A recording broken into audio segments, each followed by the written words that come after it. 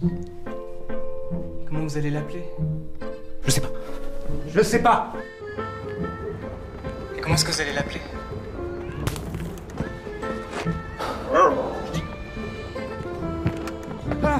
On l'appelle comment? Je sais pas. Stella. Named after a star, crafted as a holiday gift for the city of Leuven in Belgium.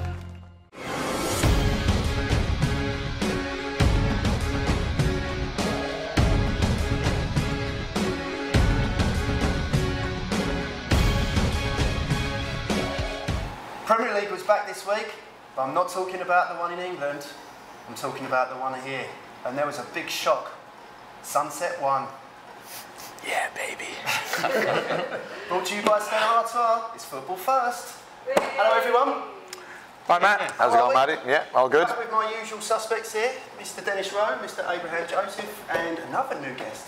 I know we keep having new boys, don't we? I know. And he's not in the Neverends. I know, right? I know, yeah, it's not. We're at a loss. Guy Waller, how are you, sir? I'm good. How are you doing? Welcome to Football Thank you very First. much. Thank you very much. How Good you to be doing, here. all right? Yeah, not bad, not bad. Excited? Kind of, yeah, very excited about talking about Liverpool's win over the weekend. And We'll get to that. All right, yeah. Keen. He's keen, isn't he? Yeah, he's keen. Oh, my God. You're so much better than the other guests. So you're a Liverpool fan, but you're also a Brighton fan. Indeed. your Well, hometown, Brighton's my hometown, so yeah, you've got to support your looking to hometown. come up? I hope so. We've got, what, 7 games left, I think, in the Championship. We're 1 point behind Newcastle. If we win 6 out of 7, we're there. We're up in the Premier League. Yeah. Nice. That would be awesome. But it's actually better to go through the playoffs, isn't it? Sometimes, because Well, we've been through the playoffs, what, 4 seasons on the well, I trot? think just to win it, I know, but to actually get through it. Didn't we beat you to come up once? Yeah, you did. Yeah, thanks for reminding me. Yeah. That's why he said it. Waiting for that to drop. I think it's some glory in somewhere. It doesn't usually happen, so. Sunset. What can I say? Bottom of the team versus top. 2-1 victory. Genius masterstroke in the dressing room before the game, which I'll take no credit for at all.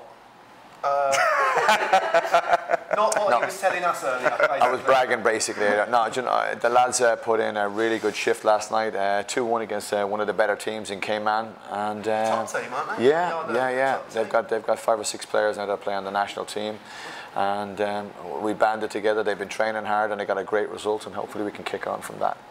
Brilliant. Might be challenging Arsenal next year. sorry. Arsenal may be challenging Sunset next year. Sorry. Like it. Yeah, well said. For top 4. Well, great victory, lads. Yeah, well done, lads. Well done. Yeah. So, there was something quite amusing that happened in the week.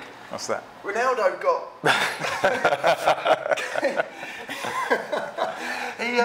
he had a commission bust made at Madeira Airport of him.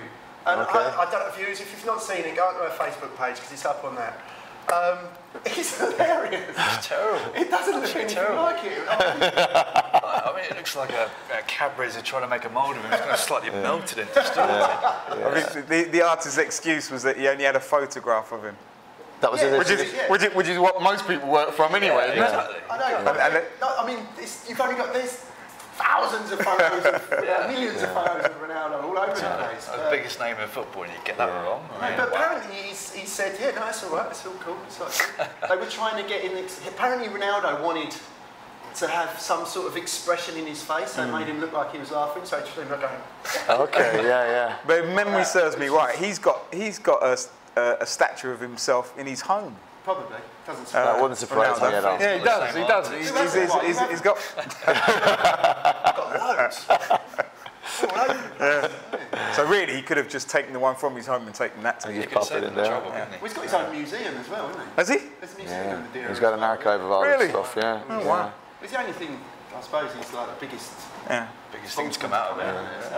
I'm sorry if there was anyone else. He's a very generous guy, though, anyway. Yeah, he's very generous. He is. No, that is true. That is true. Yeah. Right then, football weekend. Liverpool-Everton. Result. South Derby. Amazing. Good game. Excellent game. Yeah, I'll take that. Yeah. Someone said to me 3-1 before the weekend. I'd have bitten the hand off for that result. Yeah. No, really, really good. Good performance. they're all up for it. Shame about the injury to Mane, but you know, there we go. That's one of those things. Ross Barkley had a bit of a go at one he of was your a bit boys. vicious, wasn't he? Red card? Definitely. I mean, it should have been yellow for the tackle on Chan in the first half, and then Lovren, yeah, that was a straight red card. that was straight red? Oh yeah, definitely. Not definitely. a second He yellow. got away Like with you say, that. he should have had a yellow earlier, but Yeah, but no, he should have been off. But it's difficult for the referees. Games happen so fast, doesn't it? From the wrong angle, you don't see his foot on his leg and gets away with it. But I mean, he was lucky not to get broken, really. it was another Coleman injury, wasn't it? Really, or potentially could have been. Do you think that was Everton came out saying, well, they were, we're up there with Liverpool these days. They're just as good.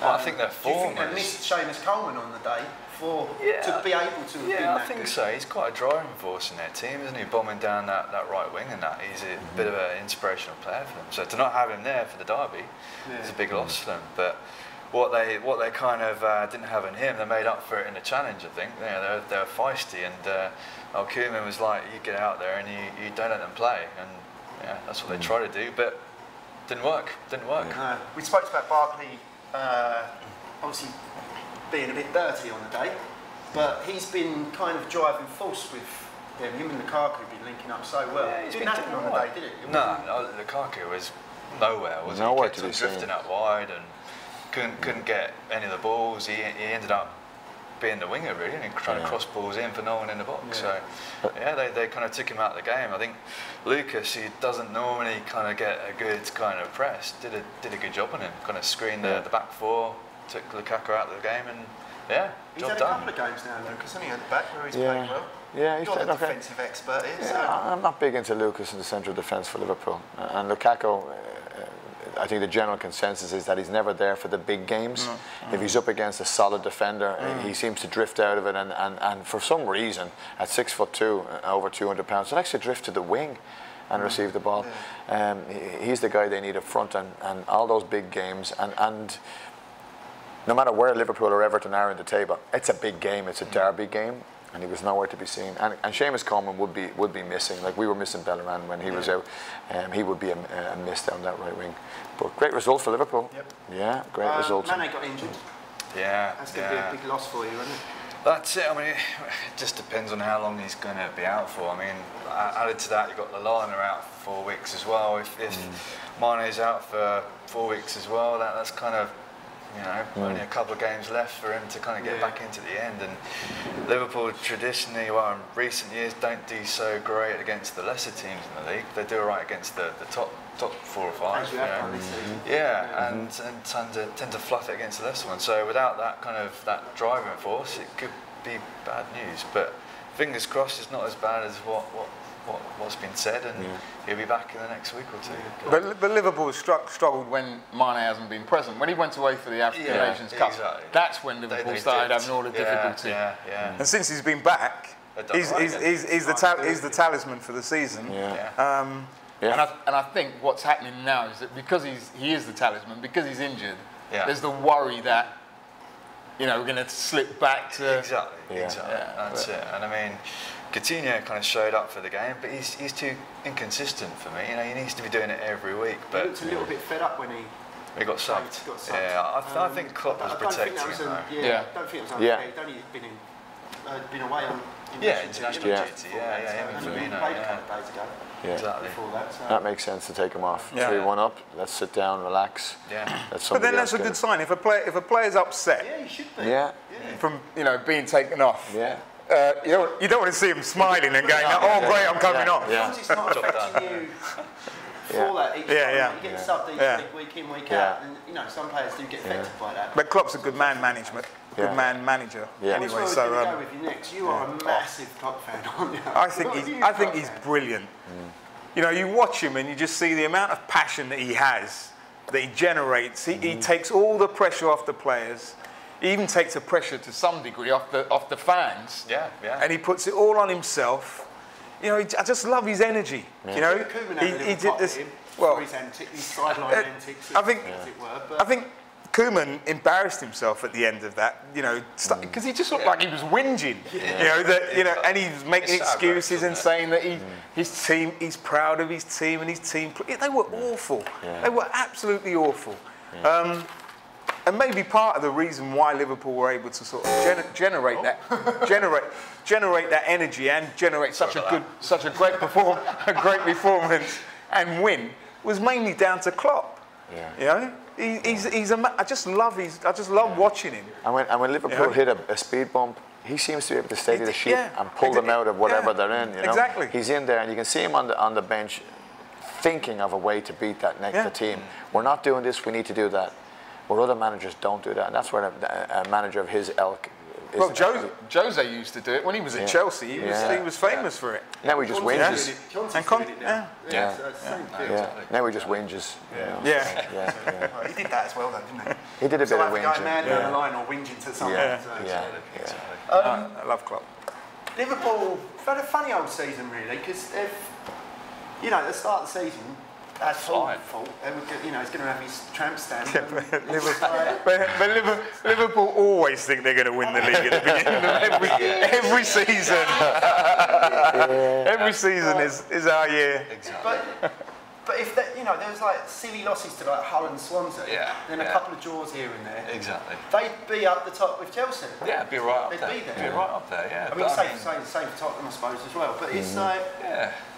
Where is this? What's happening with that? Where's it go wrong with the lower sides? I don't know if it's like a blasé-ness about them, kind of thinking, oh yeah, it's a smaller team. We just done Spurs over the weekend. We'll walk all over Hull, you know, and then get beat by them. Is it a matter of complacency? Is it kind of they just can't get themselves up for those games? You know. I don't know. You think, as you say with Klopp, you know, he's a charismatic kind of leader of a team.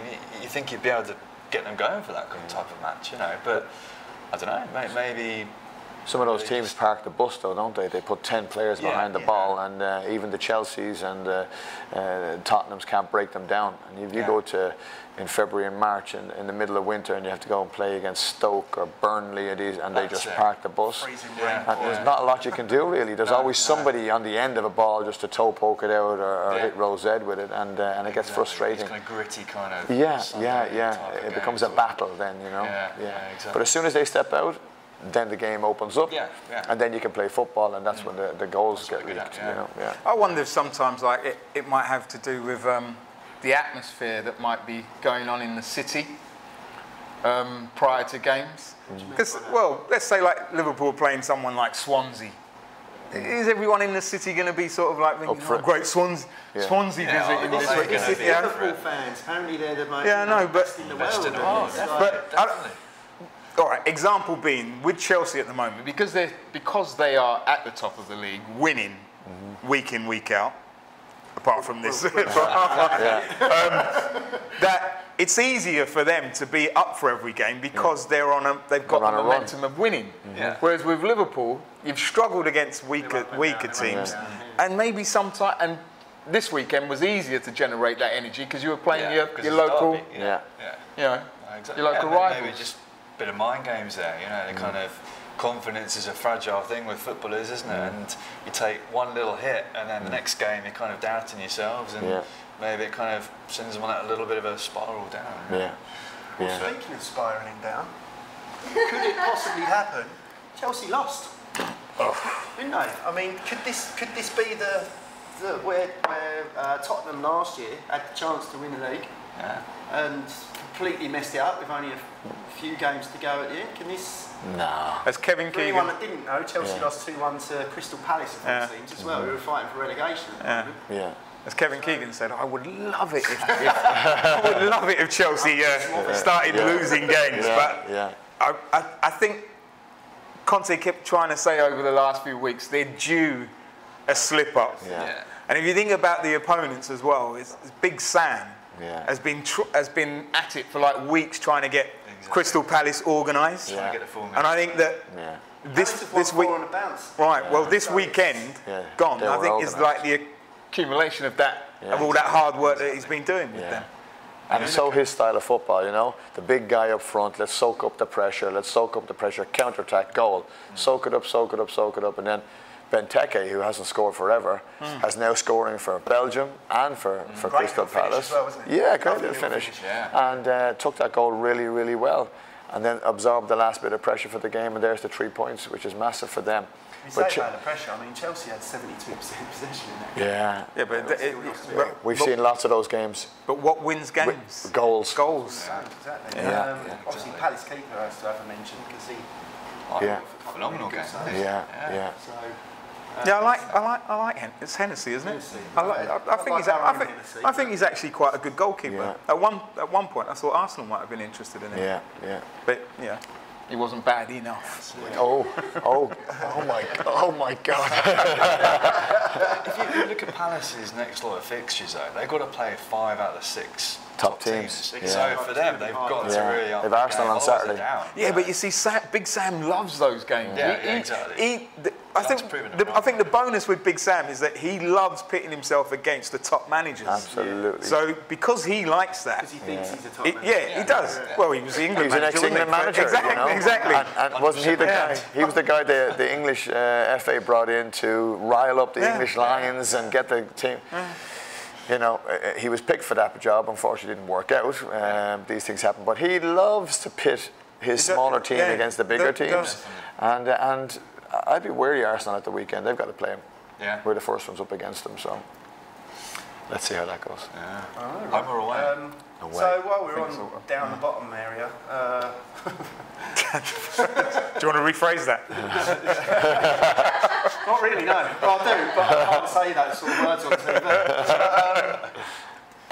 West Ham lost again. Oh, Lord, man. We're only going to talk about it quickly because I don't really want to talk about it. Okay. They Same- baffle everybody. Same old. They're baffling to me. They've got some great players in that team, and then they go out and they'll give any team a run for their money and then lose against teams that, and not only teams they should be beaten, but teams that they're actually in control of in the game. And, you know, with 20 minutes to go, managed to lose it. You're a West Ham supporter. My heart goes out to you. Thanks, mate. It just seems to be I'm here for you. With West Ham, I just think it just seems to be a lack of resilience. I honestly don't know what it is. Yeah. It's obviously there's a lot's gone on with the club this year. That's all happened. That's been going on. Injuries have been a major factor. The fact we haven't had the same back four for 1 week in a row, I don't think. It's been a problem. Obviously, But you can't use that. There's another one out now, and Collins has come in. It's like. Yeah, but you can't use that as an excuse. I don't know. I think the solidity of a team is from that you've got the spine, but also to have those 2 centre backs that play with each other week in, week out. You need that partnership. You need that teamwork. Yeah, I hear that, but and we're missing Reed and Bonner, who are our best two. West Ham is an established Premier team. Even with all your sort of up and down yo-yoing, you know, you're an established. People expect you to be in the Premier League. Yeah. And now you've moved to a grand stadium and all the rest of it. Surely everyone at the club should be pulling together. Have a much sort of bigger picture of itself. Yeah. For want of a better word or they've struggled this year. They played very well last year, and they've struggled this year. I think it might be the transition into Wembley. Arsenal struggled when we left Highbury and we moved to the new Emirates to compete with Bayern Munich. A lot of people said that would be an issue. So. Anyway, but you know what? Just take comfort in the knowledge. Take comfort in the knowledge of playing Arsenal this week. Unfortunately, I've got to talk about Arsenal and City. We used to. Well, that should last about 3 seconds. I mean, it's a draw. It's not a loss. The game was pretty much said a draw, didn't it? Yep. Yeah. My weekend wasn't ruined. Yeah. The 2 teams are equally as bad as each other. Yeah. Exactly. And that's why they're in 5th and 6th place. Yeah. But I think for me, I really think Arsenal are in big trouble. Really big trouble. Mm-hmm. I mean, for us to be as much as, is it 18 points? 18 points behind the lead. 18 points away from Chelsea. It's like Scottish football. Yeah. You know? Yeah. Brendan Rodgers has been touted as the next. No. Please. I was having an okay weekend. Celtic, but no. Well, the Scottish League is one thing. The Premiership is a different animal altogether. You know, to be 18 points behind the lead with 10 games to go, that says enough. Yeah. Even if you finished second and you're 18 points behind, that says enough. Which is kind of what happened last season, We are far and away miles behind what we need to be doing to be winning the Premiership. But what's going on there? Why are they so far behind? There's no cohesion on the field. There's a lot of speculation off the field. The fans are at each other now. The whole club seems to be divided. Ex-players are making comments on it. That alone should say there's a problem. Yeah. You know, when they're flying a banner above the stadium, in or out, whatever it may be, would definitely make it that something's not quite right. Yeah. You know, if they fly a banner over Whiskey Mr. Lily's tennis out, I'll be like, what did I do wrong? I've got to go. There's no way I would show up to work on Friday. I'd be on the first flight out of here, you know. They don't love me anymore. But he was staying there till the bitter end. And it's reflected on the field. There's no cohesion on the field. There's probably, do you know what? There's one player on that field. That is the bottom line. There's only so much Koscielny can do when the teams are attacking and you're on your own. Mustafi's too slow. Bellerin has lost his pay. He's just lost his form recently. But the only guy who is up for it is Alexis Sanchez. And we better get used to life without him. And as I said, I think 5 or 6 weeks ago, if a player is leaving a club, if I was leaving a club, I go, well, why would I leave and go there? Alexis Sanchez, why would I stay here? Yeah. What is the reason for me to stay here at this club? And right now there is no reason. And as Abraham alluded to earlier on, 2 poor teams. We have higher expectations for Man City because it's Man City, it's Pep Guardiola, and the list of names is endless, but they're poor. And look what happened to them in Europe. They got put out in Europe. And this is why Man City and Arsenal are in the 3-way battle, if you will, for that 4th spot, because Man United are a poor team too, and one of those 3 is going to pick up that last spot, and maybe maybe the 3 will be well, Liverpool I think will pick up the 3rd spot, but one of those 3 teams will pick up the 4th, and that's all they deserve. And it's nothing to brag about when you end up 20 points behind the lead. We made 4th spot, yeah, but you're 20 points behind the winner. That's nothing to be bragging about. You know, Man City and Arsenal need to ship out 20 players between the 2 teams. Need to what? Ship out. Yeah, ship out 20 players between the teams. You know? Now, on that note, there's a very good footballers at Sunset Football Club. Are free agents right now. And a new manager. And a new manager if you need somebody. If you need a new ball boy or coffee guy, I'm your man. You know? Sané for City's probably looking their best player at the moment, isn't he? He's scoring some really nice goals. He's come along and he's... Fact for you. Yeah. Sané scored the fastest goal at the Emirates since February of 2012 at the weekend. Anyone know who that was that scored? 2012 scored the fastest goal in 2012. At the Emirates. An Arsenal player? No. And away... Against Arsenal. Give us a couple of minutes on that. Yeah. Why has it got to be against Well, no, that's the whole point. It's the fastest goal against Arsenal. Well, give me a clue. He played for Spurs and United.